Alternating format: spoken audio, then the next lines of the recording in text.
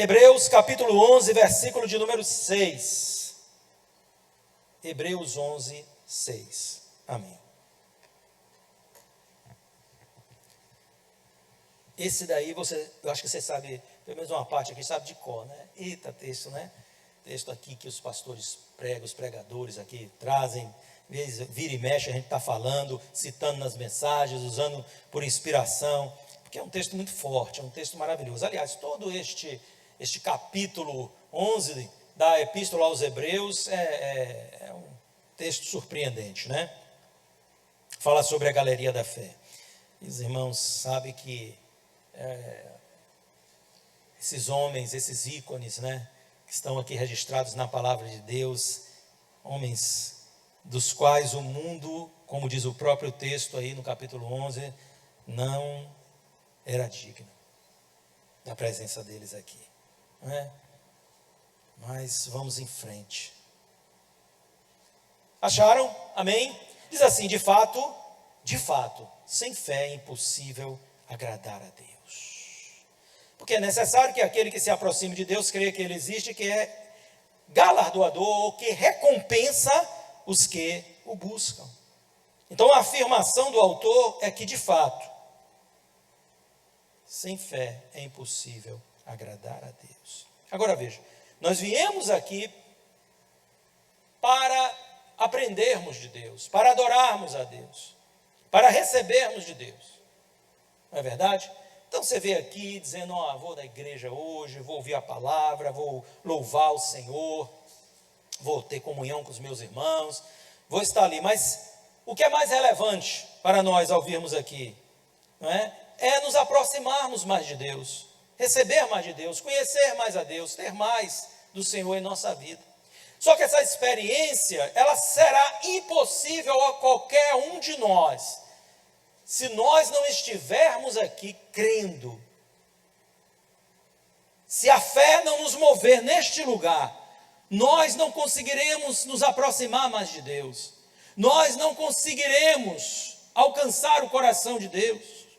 Se a fé não estiver nos movendo neste lugar, nós não teremos a percepção do que Deus quer fazer, ou até mesmo daquilo que Ele está fazendo. A fé precisa determinar os nossos passos, como ela é fundamental, porque sem fé, nós vimos aqui que é impossível agradar a Deus. Sem fé, é impossível vivenciar experiências com Deus. Quando você vai crescendo no seu caminho cristão, o que vai determinando suas experiências é o seu nível de fé. Claro, aqui ou ali, a gente se converte, às vezes Deus faz um milagre, mesmo quando a nossa fé ainda é insípida. Por quê? Porque o Senhor, Ele está já ali trazendo essa fertilização na sua fé. A fé vem pelo ouvir, pelo conhecimento da palavra. Mas é claro que as experiências, até as experiências alheias, por isso um testemunho é tão importante, né?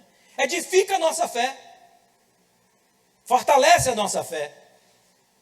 E quando você tem uma experiência com o Senhor, aquilo te fortalece, te fortifica. E Deus então assim, às vezes, se manifesta a você para fortalecer a sua fé. Mas a regra para nós não é que não crendo as coisas vão acontecer. Bote isso na sua cabeça. Não, pastor orou, mas comigo não aconteceu nada. Você não creu. Se não crê, não vai ver a glória de Deus. Você precisa crer, você precisa acreditar. E não é um sentimento mental de que você sabe que Deus é poderoso para fazer. É tomar posse daquilo como se fosse seu. É crer contra as evidências. Crer contra as evidências é crer sem ver. Que é fácil crer quando a gente vê, né? O cara está lá cheio de dinheiro no banco. Esse ano Deus vai me dar um carro. A provisão já está lá, né? Então está tudo fácil. Aí não é crer, né? Aí já é desfrutar a bênção que Deus te deu. Agora quando a conta está zerada, você diz assim: orei, eu sei que o Senhor vai me abençoar esse ano com trocar meu carro, comprar um carro, fazer alguma... Aí é diferente, irmão. Aí é fé. Aí é certeza de coisas que se esperam, convicção de fatos que não se veem. Definição de fé. Amém? Então olha só, nós temos a pretensão de nos mover aqui no poder de Deus. A gente quer o poder de Deus na nossa casa, na nossa igreja, na nossa célula, no nosso trabalho. Mas a gente precisa crer. A fé, ela está sempre em todos os níveis da nossa experiência com Deus. Todos os níveis da nossa experiência é tocada pela fé. A fé traz a resposta, né? Não é o choro que traz a resposta. Não é a murmuração que traz a resposta. Não é a fofoca que traz a resposta. Tem gente que chora. Meu Deus, por que isso aconteceu comigo? Nada vai acontecer na sua vida que você está chorando. Vai chorar um bocado, amigo. Tem gente que reclama, murmura. Senhor, irmão fulano foi abençoado. E olha que eu conheço a vida do irmão fulano, não é nessas coisas. E eu estou aqui, Senhor. Vai ficar querendo, meu filho, como disse Mateus lá em casa. Murmura, reclama, nada disso vai trazer a tua bênção. O que vai trazer a nossa vitória é a fé. É crer. Você pode até misturar a sua fé com lágrimas. Mas o que vai tocar o coração do Senhor é a fé. É o que você está chorando. Diz um pastor, tem muita gente chorando nesse mundo. Tem muita gente reclamando nesse mundo. Isso não quer dizer que Deus está visitando eles. Isso não quer dizer que Deus está derramando a sua bênção, a sua promessa. Mas Deus visita todo aquele que crê nele. Todo aquele que o busca. Todo aquele que clama, porque crê. Porque com o coração se crê. Não é verdade? Então a sua boca confessa. Quando você clama e confessa a Deus, eu sei que o Senhor é poderoso, o Senhor vai fazer algo na minha vida. Quinta-feira, quando eu preguei, eu falei, nesta manhã eu saí de casa, e quinta-feira agora, né? E algumas situações, eu saí declarando, eu decido crer. Não vou ficar preso na incredulidade. Eu tenho gigantes para vencer. E não adianta chorar, murmurar, me lamentar, falar mal dos outros. Isso não vai para lugar nenhum. A única coisa que pode mudar essa realidade, a única coisa que pode levar você a triunfar sobre os gigantes que estão diante de você, é a sua fé. Por isso, usa teu lábio para aclamar e glorificar a Deus e declarar a bênção do Senhor. E não para estar se lamuriando. Não adianta, irmão. Não adianta. Você pode até misturar a sua fé com lágrimas, pode, como eu disse aqui. Você pode chorar nos pés do Senhor, mas dizendo a Ele, Senhor, estou sofrendo, mas eu creio que Tu vai mudar a minha sorte, o meu cativeiro. Eu tenho certeza que o Senhor vai me dar a vitória. Aí é uma outra conotação. Mas chorar por chorar, tem muita gente aí fora chorando. Sabe o que vai mudar na vida deles? Nada. Nada. O choro até alivia o coração, a alma, né? Mas não muda circunstâncias, irmãos. Não muda. O que muda é a fé. Se nós quisermos resposta, nós precisamos disso. Então a fé, ela está em toda a experiência do cristão. A fé está na experiência da salvação. Efésios 2,8 não diz isso? Pela graça sois salvos, mediante, isso não vem de vós, é dom de Deus, não por obra para ninguém se glorie. Pela graça sois salvos mediante a fé. Então a fé está na experiência da salvação. Embora aqui nós estamos falando do tipo de fé, ou de um nível de fé para a salvação, essa fé salvífica, não é verdade? Você precisa crescer na fé, por isso a Bíblia diz que a gente precisa crescer para receber e alcançar coisas maiores de Deus. A fé está na experiência das bênçãos de Deus. Jesus disse em João 11:40, Eu não disse a você que se cresce veria a glória de Deus? Ele ressuscitou, irmão. Você precisa crer para ver a glória de Deus. Eu quero a bênção do Senhor. Se você não crê, como é que você vai receber? Você precisa acreditar e determinar isso. Sem dúvida no seu coração, declarar essa verdade, declarar essa bênção na sua vida. Deus vai prover pelos meios que Ele sabe quais. Resolver aquela situação financeira, resolver aquela situação doméstica, resolver coisas que você não tem como resolvê-las. Existe uma fé que é meramente natural. É uma confiança que a pessoa tem em si mesma. Ou não existe? Existe. Você convive com pessoas que dizem assim, eu sei que eu vou conseguir. Mas ninguém que ele está esperando na força do seu braço. Na força do seu braço. Agora, é bom que as pessoas tenham essa disposição. Isso não é ruim. É bom que as pessoas tenham, essa pegada de dizer, eu vou para cima, eu vou fazer, eu vou conseguir, eu vou alcançar. Não fica, não. Porque a pessoa que é abatidazinha é mais difícil para ela a vida, né? A pessoa que tem ânimo, vambora, tal. Então, isso é bom. Mas isso não é garantia de sucesso. Tem muita gente que tem muito ânimo e não consegue. Garantia de sucesso é isso aqui, é fé em Deus. É fé em Deus. Porque quem tem fé em Deus, vive os milagres de Deus. Você já viveu o milagre de Deus na sua vida? Amém? Eu já vivi milagre de Deus na minha vida. E vivo o milagre de Deus na minha vida. Por quê? Porque eu continuo crendo no Senhor. Acabou, irmão. Eu creio. Eu creio que o Senhor está agindo, mesmo quando nós não estamos vendo. Por isso a fé é firme fundamento de coisas que se esperam e convicção de fatos que não se veem. Eu não estou vendo, mas eu sei que o meu Deus está agindo na minha vida, na minha causa. Acabou. Não me vê um Satanás dos infernos me dizer que não. Deus está agindo. Mesmo quando eu estou passando lá no deserto, mesmo quando a gente está passando, naquele momento difícil, e tem momento na nossa vida que é difícil, pelo menos eu penso, não estou dizendo que tem que ser assim não, mas pode ser que você diga comigo não, tudo vai a mil maravilhas. Não, mas eu creio que todos nós passamos por um momento difícil, não é verdade? Não é brincadeira, irmãos.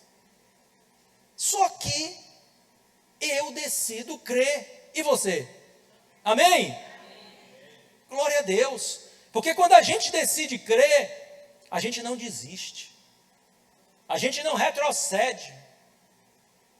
A gente não fica, sabe, inibido. A gente não se envergonha. Não. A gente está crendo, o milagre vai chegar. A obra de Deus vai ser feita. A bênção vai vir. A minha casa será chamada casa de oração. Aleluia. Eu e a minha casa serviremos ao Senhor. Glória a Deus. Eu vou receber a bênção. Eu vou receber a vitória. Que anda assim, não anda cabisbaixo, abatido. Porque a fé nos move nesse sentido, nos dá força. Então é a fé sentada aqui. Agora só, a Bíblia nos ensina tanto sobre fé, tanto. E sem fé você não pode entender a palavra de Deus, aceitá-la.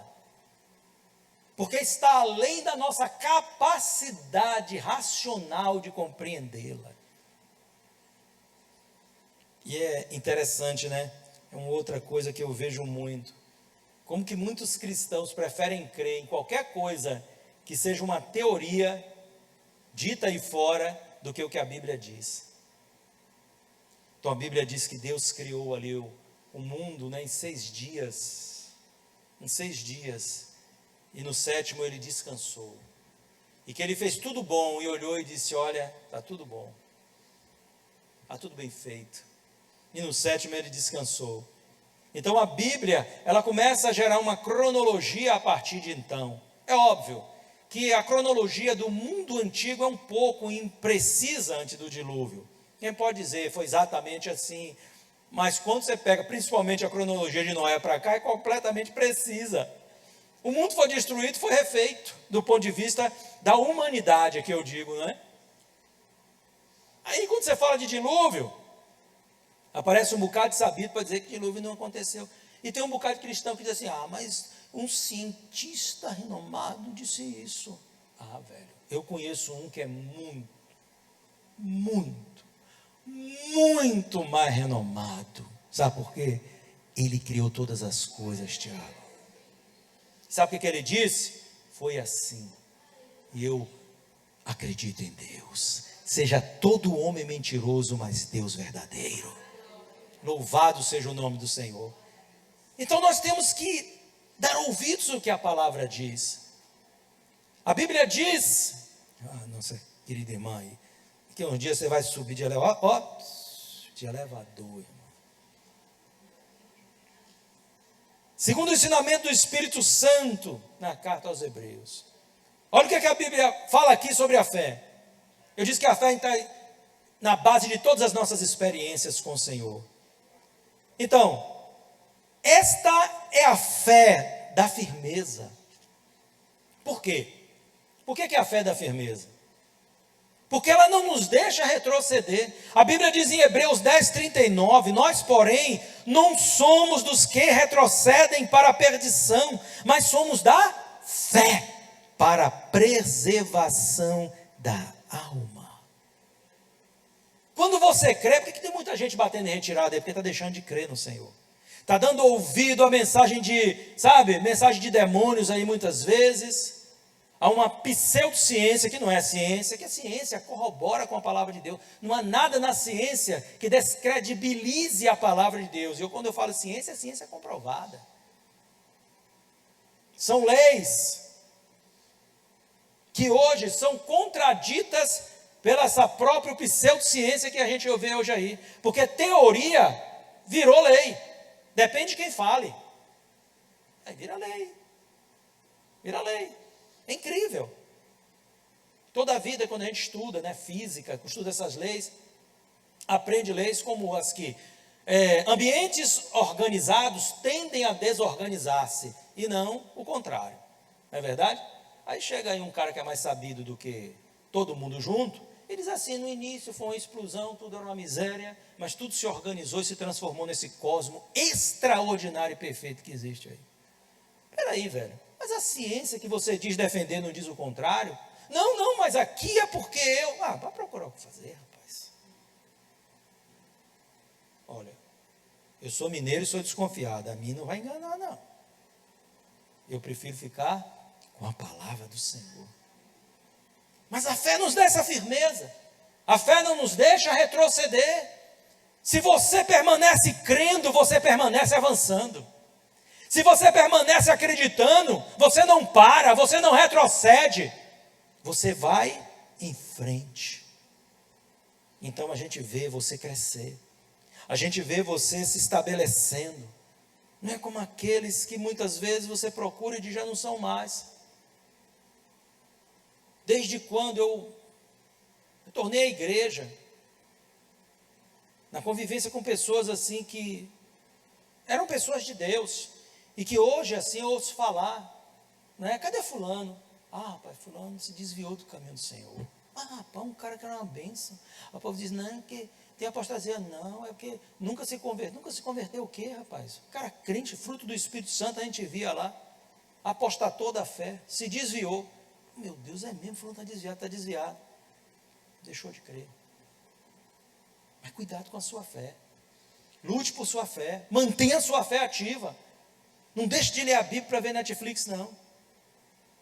Tenha o seu compromisso com Deus, porque o que fortalece a sua fé é isso aqui, é palavra, é congregar, é estar aqui unido, é estar na sua célula, é fazer a obra do Senhor. Isso edifica e fortalece a tua fé. Mas quando você começa a negociar a sua fé, ou aquilo que fortalece a sua fé, com coisas que estão aí que não dizem respeito a nada, Em vez de você, às vezes a gente, em vez de estar lendo um livro inspirado, um bom livro, está lá vendo bobagem. Não estou dizendo que você está vendo nada de que seja de conotação pecaminosa, não se trata disso, mas você está investindo o seu tempo, que é um recurso escasso, limitado, não é verdade?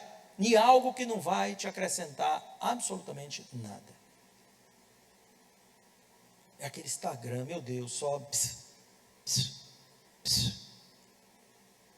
busque o que pode te edificar. Isso é para mim, isso é para você, isso é para todos nós, irmão. Todos nós precisamos vigiar muito nisso. Porque facilmente você perde ali meia hora vendo besteira, sem você dizer assim, misericórdia. O que eu estava fazendo aqui?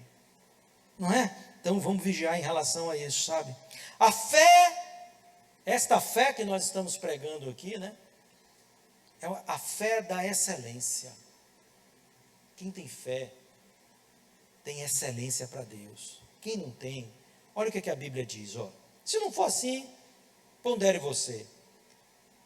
A fé nos leva à experiência de entregar a Deus nossa melhor oferta, nosso melhor. É o que a fé diz acerca de Abel. Olha só, versículo 4. Pela fé Abel ofereceu a Deus um sacrifício mais excelente que Caim. Ofereceu pela fé. Pelo qual obteve testemunho de ser justo, tendo a aprovação de Deus quanto às suas ofertas. Por meio da fé mesmo, depois de morto, ainda fala. Esse cara acreditou que para Deus, fazia diferença a oferta que ele ia dar. Então ele pegou o que era melhor para Deus. E tem muita gente dentro da igreja que acha que não, Deus não precisa disso. Deus não quer aquilo. Não se trata do que Deus precisa, porque Deus não precisa de nada. E tudo que tu tem é dele. Não é nada propriamente nosso. Não se trata disso. E não se trata apenas de coisas relacionadas a valores. Mas a sua melhor oferta, a melhor oferta do seu tempo, do seu dom, do seu talento. Quando você diz assim, eu vou abrir minha casa para uma célula, você está dando o melhor a Deus.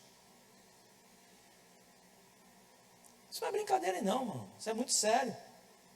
Mas você só faz isso pela fé. Você faz isso pela fé. Aí você dá uma oferta mais excelente do que aquele que não creu que Deus vai recompensar. Que Deus vai trazer resposta.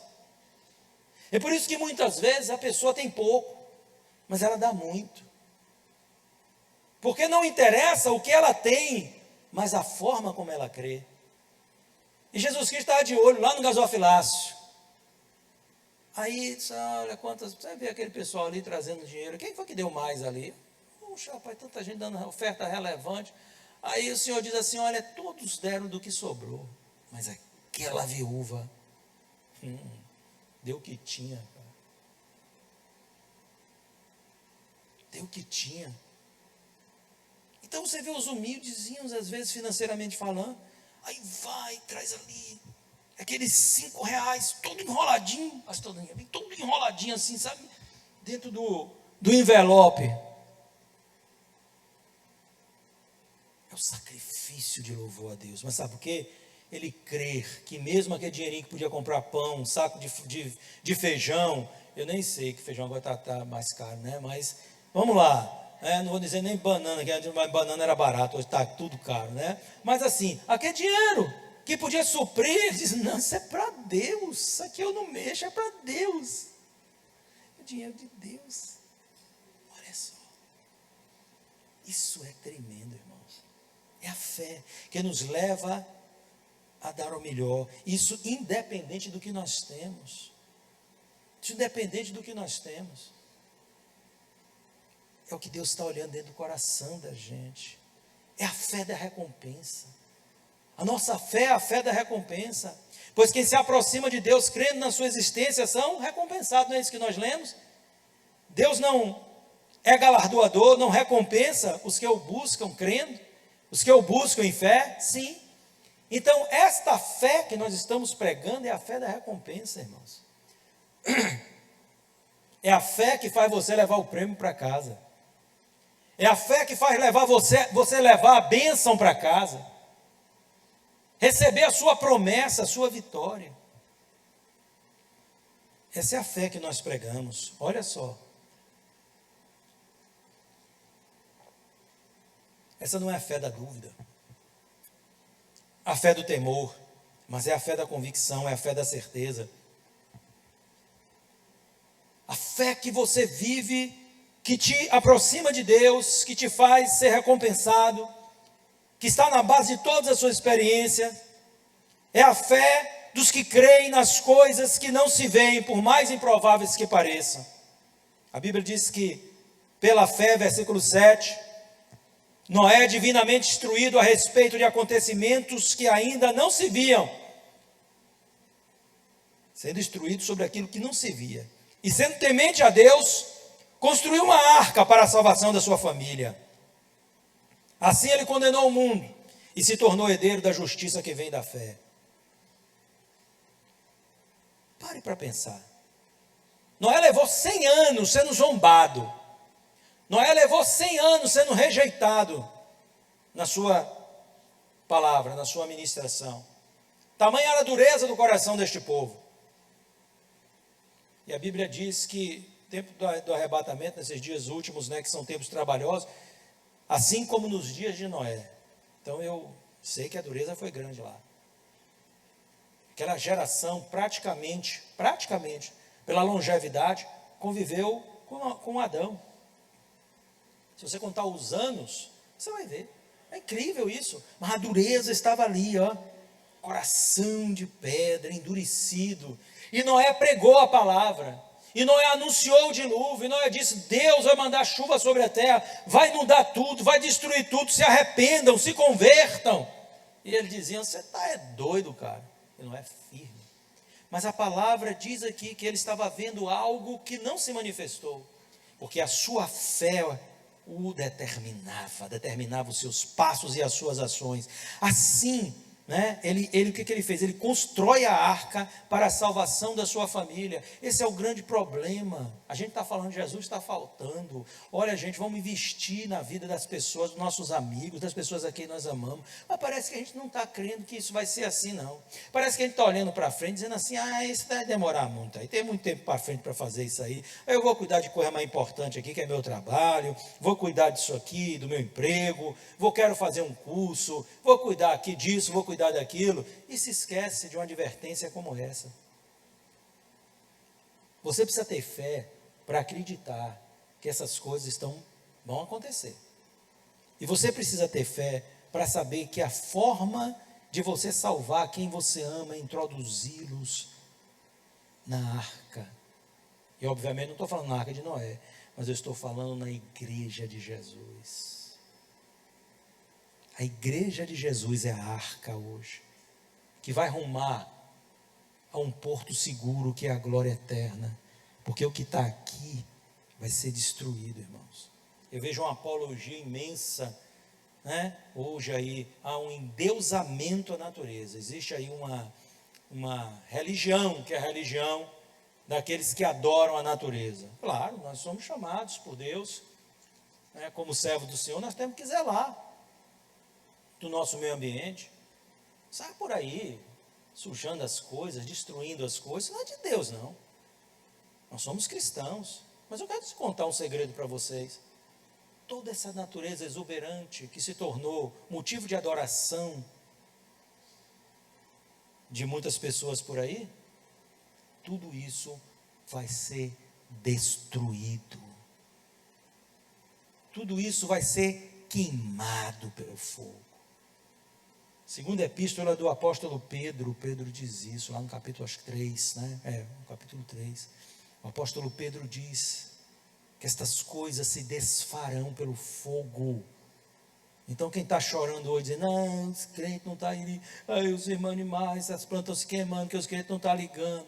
Quando Jesus Cristo então permitir a destruição disso, vai dizer o quê? Que decepção, Jesus destruiu a natureza. Uau!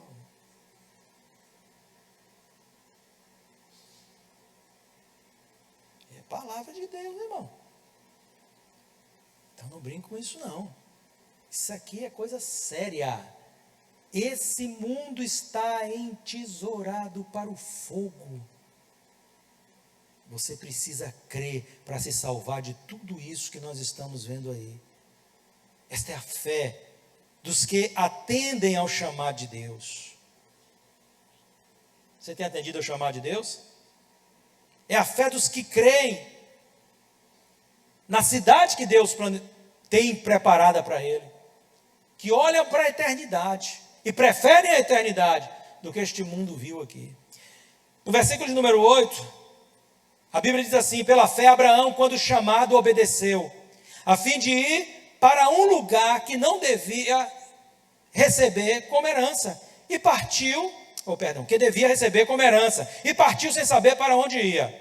Pela fé peregrinou na terra da promessa, como em terra alheia, habitando em tendas com Isaque e Jacó, herdeiros com ele da mesma promessa, porque Abraão aguardava a cidade que tem fundamentos, do qual Deus é o arquiteto e construtor. Olha só. Rapaz, eu não sei como que essa revelação da Jerusalém celestial chegou a Abraão. E não sei também se ele tinha a capacidade naquela época de compreender o que era a Jerusalém celestial. Mas aqui está sendo dito de que ele não se importou com a casa que tinha, com as coisas que tinha, e partiu. Sendo que, obviamente, a gente conhece a história que Deus ainda acrescentou muito mais riqueza a ele. Mas não foi atrás disso que ele correu. E ele via algo no sobrenatural, obviamente, ou seja, pela fé. Pela fé ele via que Deus havia preparado uma cidade para ele, que o próprio Deus era o arquiteto, como está aqui escrito, né? O próprio Deus era o arquiteto e o construtor. Isso não é uma cidade terrena. Acerca, né, ainda se diz no versículo 16, olha só: mas agora desejam uma pátria superior, isso é, a celestial. Por isso Deus não se envergonha deles de serem chamados de seu Deus, porque lhes preparou uma cidade. Olha a fé desse povo, olha a fé deste homem, irmão. Nós estamos aqui andando, queremos construir coisas para nós aqui neste mundo. Isso não é errado. Não há da parte de Deus, não faça isso. Não, mas você não pode botar seu coração aqui, sabe por quê? Você tem que olhar e saber que existe uma eternidade, algo pronto para você lá. É nisso que você deve se agarrar. É nisso que você deve crer. E você deve cooperar para que quando você chegue lá, você seja recebido com louvor da parte do teu Senhor. Vem, servo bom e fiel, para o descanso do teu Senhor. É isso que você deve procurar alcançar da parte de Cristo, essa palavra de louvor diante de todos ali, toda a igreja rolada, anjos, diante do tribunal de Cristo, e o Senhor vai olhar para a sua cara ali, né, e dizer: você é um servo, uma serva de Deus, que com fidelidade fez a sua parte, que com amor fez a sua parte, você se dedicou às coisas de Deus, não é? Você não foi um missionário, porque esse não foi o teu chamado lá na terra de não sei de onde. Você não foi aquele pastor, porque esse não foi o teu chamado. Mas aquilo que Deus entregou e confiou às suas mãos, você fez com zelo, com amor, com dedicação. Porque o teu coração não estava nas coisas desse tempo presente, mas nas coisas do porvir. Como isso é extraordinário. Que dia de surpresas. Que dia de surpresas, irmãos. Será aquele dia em que Deus vai exaltar, quem sabe ali, aquela pessoa que ninguém dizia, né? Mas que era a pessoa que entregava o seu tempo em intercessão pela igreja. E que ninguém sabia muitas vezes e nunca valorizou dentro da congregação. Mas o Senhor vai valorizar e vai dizer: você foi um servo que se dedicou com jejum, com oração. E são esses servos que mantêm a igreja em pé. Você foi alguém que alcançou almas, e essas almas alcançaram outras milhares de almas. Você não pode precisar isso. Você ganha uma pessoa. Para Jesus, que vai ganhar esta pessoa, outras dezenas de pessoas, que ganharão outras dezenas de pessoas, e assim o reino se multiplica. A importância disso. Quando nós esperamos as coisas que são lá do alto, o louvor que é lá do alto, o galardão que é lá do alto, a morada estabelecida lá no alto. Por isso, se dedique às coisas de Deus, porque elas te darão uma recompensa eterna, eterna. Quando você está aqui, está trabalhando, né? Edificou uma coisa, fez, tudo bem, glorifique a Deus. Deus, obrigado, essa casa nova, esse apartamento, olha Deus, esse apartamento que eu comprei, olha Senhor, esse carro que o Senhor me deu, amém, glória a Deus, aleluia. Tudo isso é maravilhoso. Pode chegar aqui, pastor, eu quero contar um testemunho. Olha, irmão, eu orei, Deus me abençoou, eu pude comprar aqui. Maravilha, tudo isso é maravilhoso. Mas aqui tu está passando um tempinho. Presta atenção no que eu estou te falando, ó. Tempinho. Daqui a pouco, todos nós estaremos lá. E é por isso que nós temos que pensar nisso. Uau, tem umas coisinhas aqui, mas vamos acabar. Vou falar mais uma ou duas aqui para a gente acabar, né? Não cansar vocês também, que senão o tempo vai passando. E o autor aos Hebreus, ele vai falando sobre esta fé. Esta é a fé, né? Como ele bem coloca, que nós precisamos viver. É a fé dos que preferem ser desprezados por a causa de Cristo, do que viver afastados dele por causa do pecado. Versículos 24 e 26 de Hebreus 11, depois você lê todo o texto em casa. Pela fé Moisés, sendo homem feito, recusou ser chamado filho da filha de Faraó. Versículo 25, preferindo ser maltratado junto com o povo de Deus, a usufruir prazeres transitórios do pecado. Ele entendeu que ser desprezado por causa de Cristo era uma riqueza maior do que os tesouros do Egito, porque contemplava a recompensa. Qual é a recompensa? Lá de cima, cara. Então ele poderia ter ficado na dele. Dito aqui, olha, eu sou filho adotivo da filha de Faraó. O que vai me faltar? Nada. Nada, não vai me faltar nada. Eu sou um homem grande no Egito. Eu sou um homem poderoso no Egito. Certo? Então o que vai me faltar aqui? Nada, eu tenho tudo, eu tenho dinheiro, eu tenho fama, eu tenho poder, eu tenho força. Eu posso ter as mulheres que eu quiser, posso ter tudo que eu queira. Mas Moisés, então aqui é relatado sobre ele, que ele diz, não, eu prefiro sofrer com este povo que está escravizado aí, que é o meu povo, o povo de Deus, sofrer a tirania de Faraó, padecer com este povo, do que viver esse prazer transitório do pecado. Porque tudo isso vai passar. Tudo isso vai desaparecer.